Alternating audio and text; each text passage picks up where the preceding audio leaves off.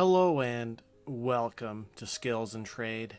In today's exciting video, we're just going to polish this aluminum tray with the Chemical Guys light metal polish.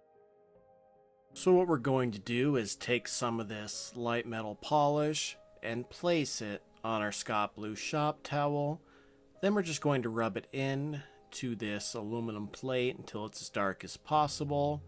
Then we're going to grab another Scott Blue shop towel to wipe away this polish to reveal a mirror shine.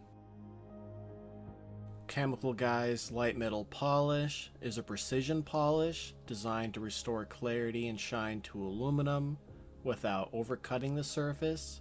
It removes oxidation and staining, then seals the aluminum with synthetic polymer protectants and carnauba wax to help keep the finish looking fresh longer.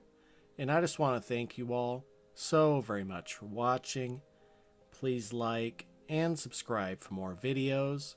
Please leave a comment down in the comment box and have a wonderful day.